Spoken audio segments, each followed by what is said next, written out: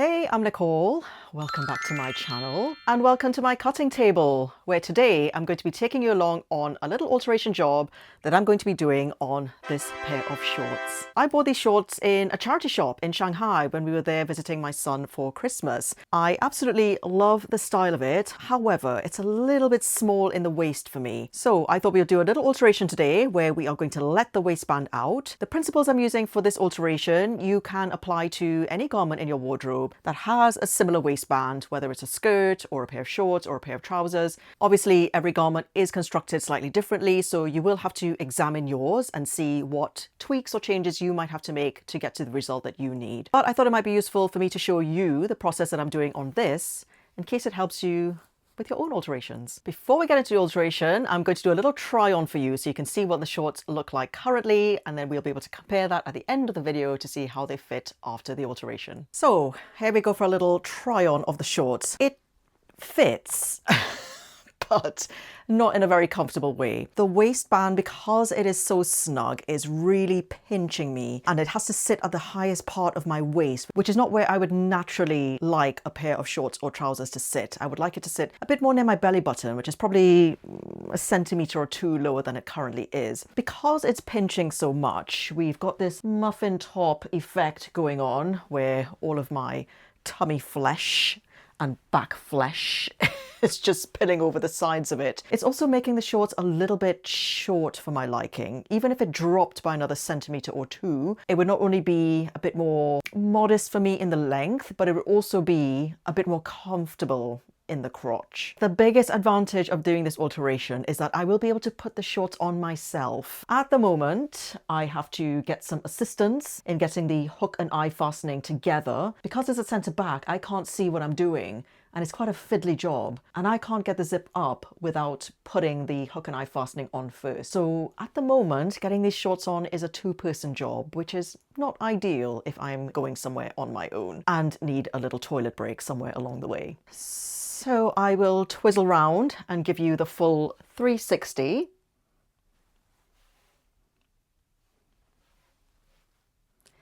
And we will come back at the end and compare this fit with how it looks post-alteration. So are you ready?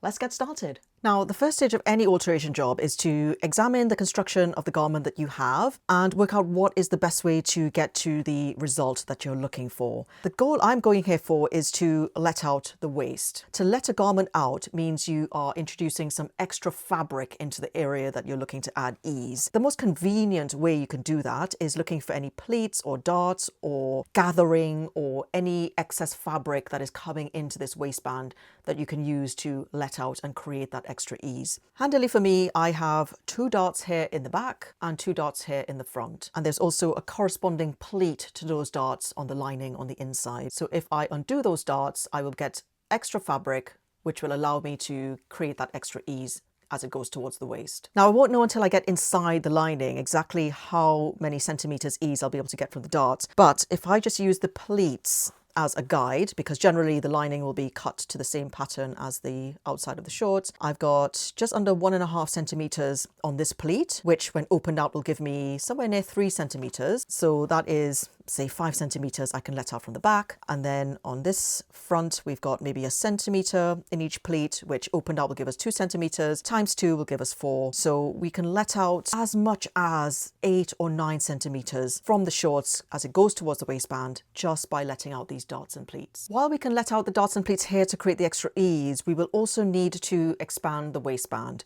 We will need to make the waistband bigger so that it will match back with the fabric on the bottom of the shorts once those pleats and darts are opened out. So we will need to introduce an extra panel into the waistband somewhere. So we need to decide what fabric we are going to use to augment the waistband and make it bigger. We also need to decide where we insert that panel. Do we insert it at the back near the zip? Do we insert it near the sides? Do we insert it at the front as a little feature? You can base those decisions based on aesthetics or design or just practicality. There's no one answer for any of this. You can just decide what is best for your particular alteration job based on what you are working with. Let's now turn the shorts inside out so we can see a bit better what the construction is on the inside. We have got a fully lined pair of shorts. You can see that the lining is attached here to the hem. What we've got here is a hem facing. So there's this strip of fabric here which attaches to the outside of the shorts. You can see the seam here and you can see the understitching here, and then the lining is attached to the hem facing. That's good news for me, because if I wanted to use the same fabric that are used in the shorts to augment the waistband, this is the best place I can harvest it from. The only consideration, of course, is that the stripes on the hem facing are going vertically, whereas the stripes on the waistband are going horizontally. So this is where I can decide to insert a panel of vertical stripes, maybe on the side or on the front, and make a bit more of a feature of it. So my options would be harvest a bit of the hem facing and create some panels that I can use to extend the waistband. So just insert those panels somewhere into the waistband. Or if I wanted a less intrusive option, because removing this hem facing or harvesting a bit of fabric from this hem facing will require quite a bit of unpicking. We'll have to unpick all this understitching. We'll have to unpick that seam. We'd have to unpick the lining. We're getting into a whole level of deconstruction, which is quite involved. A simpler solution, but one that would change the whole aesthetic of the garment, would be to introduce a completely different fabric. For example, I have this hand-woven kente fabric, which I absolutely love. And so it could be that I just create myself a new waistband using some other fabric in my stash, and then we can just make a feature of having a bit more of a contrast waistband. Even if not the whole waistband, I could maybe just introduce a little panel of this kente just in the middle, so it almost looks like a belt buckle or something. It just looks like a feature that was part of the design rather than an alteration that was done because the shorts were too small. So that might be a nice little solution, actually. And then that means that I don't have to get into all the deconstruction involved here on the hem. In any case, we don't need to worry about that right now. As ever with most alteration jobs, we are going to start with a bit of deconstruction. I am not going to get involved in messing around with the zip here at all. My theory in alterations is that zips are like sleeping dogs. Let them lie if you can. If you have to, then obviously get involved. But in my case, I will only need to change the zip or do anything with the zip if I was making the waistband wider, which would have been tempting on a nice kente fabric like this. It might have been nice to think that I could make a whole new waistband and make it wider and make it more of a statement. But that would involve replacing the zip, because the zip would need to come a bit higher up if I was to extend the waistband higher. That is just not a level of work that I'm prepared to get into on this particular occasion. So we are going to leave the zip well alone, and we're going to just unpick the waistband from here to there. Let's start by unpicking this stitching here that is holding down the inside of the waistband. I'm just going to unpick a few stitches, and then I'm going to see if I can just get my seam ripper inside to do the rest. I'm just going to put the ball of the seam ripper inside, and I'm just gently going to guide that along so I can remove the stitching. Now we've got to the other side. We've just got to the other pleat and the dart, so we will stop there. Let's now do the unpicking for the outside of the waistband. So here again, we'll just undo a few stitches with our seam ripper. We've got a tiny seam allowance in there. That's about 1/2 centimetre, which is very small compared to normal seam allowances. Let's go ahead with our seam ripper now and just tick off the waistband. I would only advocate for you using this method of seam ripping if you're very experienced at having a feel for it. It's very easy to rip into your fabric accidentally. So if you're worried, I would say don't use this method. I will generally not risk ripping into my fabric. If I feel any resistance, I will stop, and then I will just manually go through the next few stitches, because you can see there we had 2 layers of stitches, which is why it was struggling to get through that bit, and then I can carry on. Okay, so we're almost at the other side here now. We have cleared the darts and the pleats. So what we can do now is undo the stitching at the top that is holding the pleats and the darts in place. So there we have the first pleat released. Let's now go ahead and open up the darts. I'm going to take these little ribbons off. I don't like these in my clothes. I just think they just get in the way. I understand why they're there, mainly for merchandising, but let's just go ahead and take those off. So what we're going to do now is unpick the stitching that is holding the dart. They're actually not quite as big as the pleats. This dart in the back is 1 centimeter, so we'll still be able to get 4 centimeters extra ease in the back, and then we'll see in a minute what we're going to get on the front. So if we look on the right side, we can see that we can still see the little stitch holes there from the machining, but when we take it to the iron in a bit, we might be able to press some of that out. It's sometimes the case with alterations where you just have to live with seeing the old stitch marks. Sometimes in the worst cases, the color of the fabric inside the dart or the pleat might be slightly different because the outside of the fabric might have been exposed to a bit more sunlight or elements and so on compared to the dart, which has been pretty protected by being folded. So that's just something to bear in mind whenever you're letting out darts or pleats or anything like that for a similar alteration. So there we've got the first dart let out, and if I measure that, what you can see now is that we have created about 2 centimeters of extra ease just from this one dart. So let's go ahead and do that same unpicking on the other 3 darts. So we now have all 4 of the darts taken out. Let's now get this to the ironing board. We are going to press out all of the darts, and we're going to press out the pleating on the lining, and then we will come back and do the adjustment to the waistband. That's what the dart looks like currently. Let's give it a press and a little steam,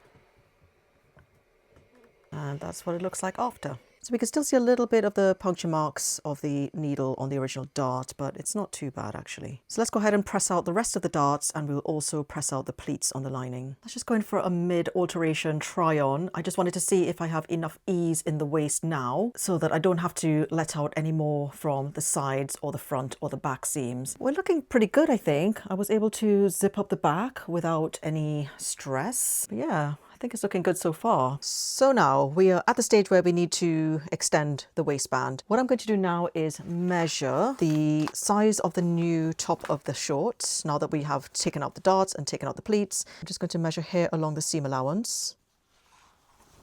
So I'm just running my measuring tape all along the top. Gosh, these shorts are fraying quite badly actually. And it's got the tiniest seam allowance. So once we've got that fraying going on, I'm just worried that we may not be able to grab that back properly. Right, so about 78 centimeters, just shy of 78 centimeters I've got measured there.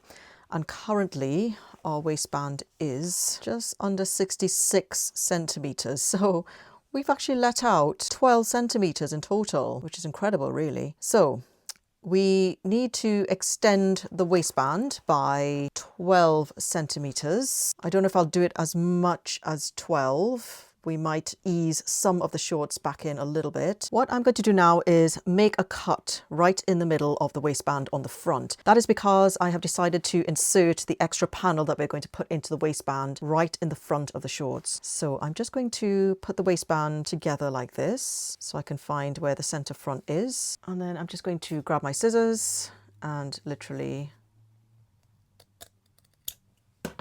cut it like that in the middle. So now we can cut the extra panel that we're going to insert into the middle of the waistband just here. Now I already happen to have a little offcut of this hand-woven Ghanaian kente fabric, which looks to be the right width. It's about 12.5 centimeters, so it might be ever so slightly smaller than we need, but I don't think that's a bad thing. I think we could afford to bring the waistband in a tiny bit. I'm going to just fuse some interfacing onto the back of it, and that will just help it to stop fraying and to give it a bit of structure, because the waistband here is also interfaced, as is usually the case with waistbands. Because the kente is quite thick as a material, we don't need an interfacing that is too heavy really. So I've just got this fairly lightweight interfacing. Let's just trim it down a bit.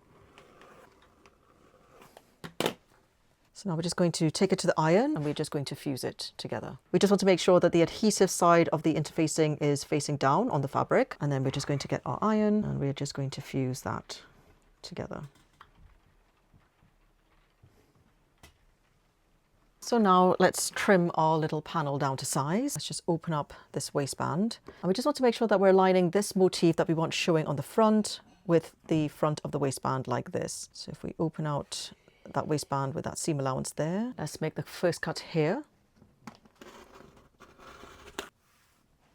And now let's open out the waistband again. And actually that's about the right width. I'm just going to straighten that other edge off a little bit. Now we've got our little panel here. We are going to sew it to the waistband. I'm just going to press the edges of the waistband here just so we get this lying nice and flat. So it'll just be easier for us when we come to sew. Now let's go ahead and sew these right sides together. I'm going to start on this side here. I'm going to take this to the machine and I'm going to sew these two together like that. And then when that's done, we'll have something that looks like this. And then I will do the same with this side. Put them right sides together and then sew down here. I am going to use not quite a centimetre seam allowance. I'm just going to go 1 foot space seam allowance, whatever that is. So let's stitch the first side together. That is that side done. So we're going to turn that like that. Let's make sure we are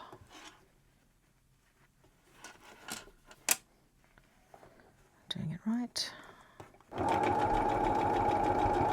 What we have now is this. So let's go and press that. I'm going to press that seam open just to reduce the bulk on either side of it. Just going to press that seam open, and this one as well.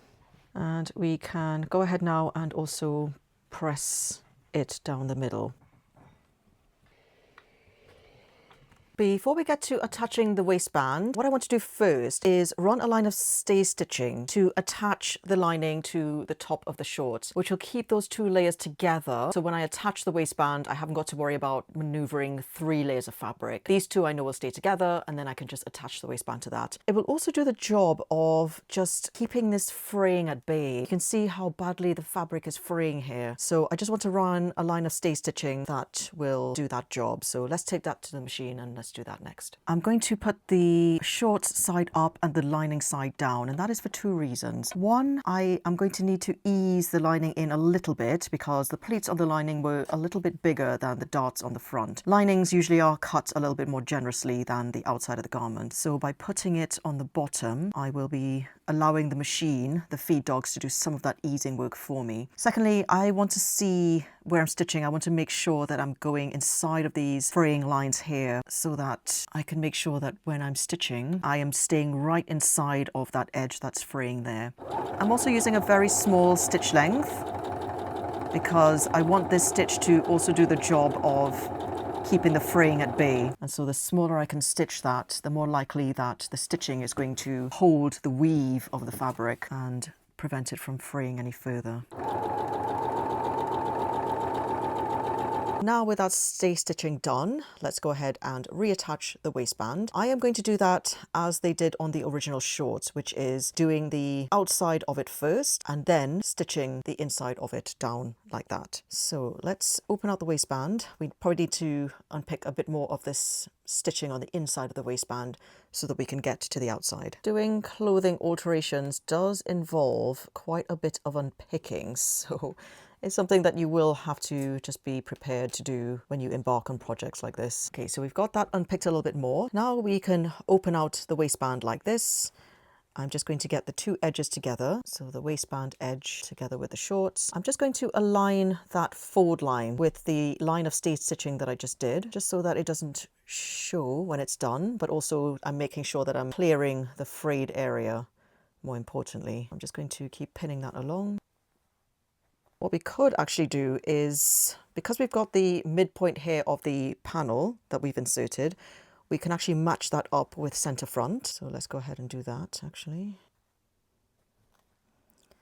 And I can see that the waistband is ever so slightly smaller than the shorts. You can see that the shorts here are a little bit longer than the waistband. So we do need to ease the shorts in a little bit, which is fine. We will have to unpin some of this. It's not enough of a difference to have to do a pleat or a dart or anything like that. I think we can just ease it in when we do the sewing. So when we take this to the machine, we will sew it with the waistband side up. And again, the feed dogs will help us to ease the extra fabric of the shorts as we sew. I've now got the waistband pinned into place. I'm just going to turn the shorts inside out now, which will make it easier to sew with the waistband side up as we need to do on the machine. And now we are going to take it to the machine and we're going to sew all those layers together and we're going to follow the forward line here of the waistband. Here I'm just using the forward line of the waistband as my stitch guide.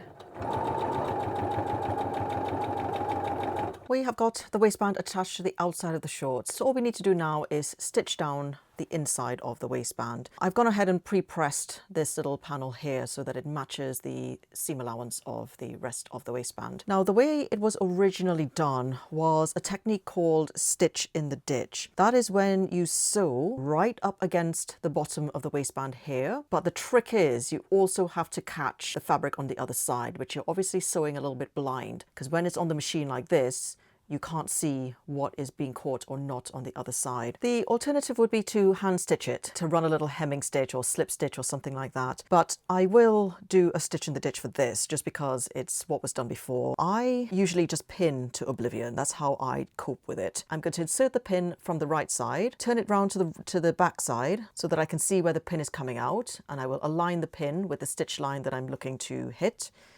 I will move the pin like this so it again hits that stitch line that I want to follow, and bring the pin out like that. So I will pin all the way around in that fashion, making sure that the head of the pin is facing me when I'm at the machine, so that as the sewing machine comes down like this, I can just take the pins out as I need to, because obviously you can't sew over the pins when they are facing in that direction. Here's what that's looking like all pinned together. We are now going to take this to the machine. We're going to start from this side, and we're going to run a line of stitching just inside where the waistband meets the shorts, and then we will pull the pins out as we go. I've decided to go in with my one-sided zipper foot for this job. I don't usually, but I thought actually it might be helpful. We've got the little step here on the zip foot, which I thought might be useful to align with the waistband edge. And now I'm just going to move my needle.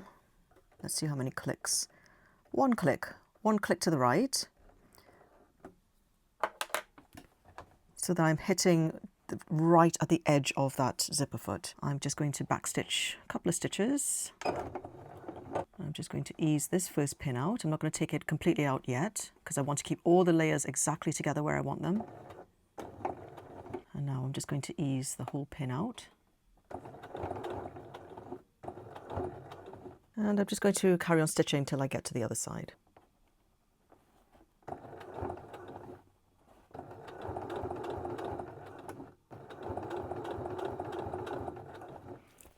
And there we have it. The alteration is done. We've got the waistband back on, and this is what we are looking like from the inside. I had to go again on a couple of little areas where I wasn't quite happy with the evenness of the stitching on this side. It is like that sometimes with that process. You do sometimes have to go again on certain stretches of it. But there we go. Let's put them on and let's see how they fit now. So now here we have the shorts. Let's see how it looks post-alteration. Shimmying the shorts.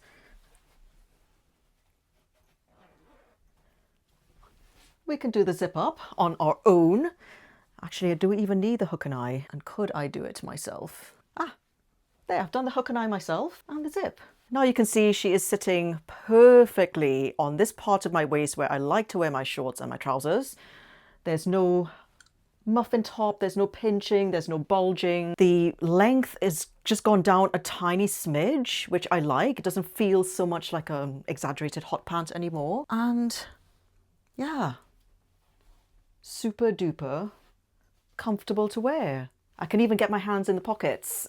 So that's good as well. I think the little detail of the kente strip in the front actually looks quite cute as well. It just looks like a little belt buckle almost. It just adds a little extra detail, a point of interest, and I think that has actually worked quite well. All in all, I'd have to say a very successful alteration. Well, that's it. I hope you enjoyed following me on this little alteration, and I hope it helps you the next time you need to let out a pair of your own shorts, trousers or skirts. As ever, if you enjoyed the video, please make sure you hit the like button and drop me a comment. I do always love hearing from you. That's it for this time. Thanks for watching, and I'll see you in the next video.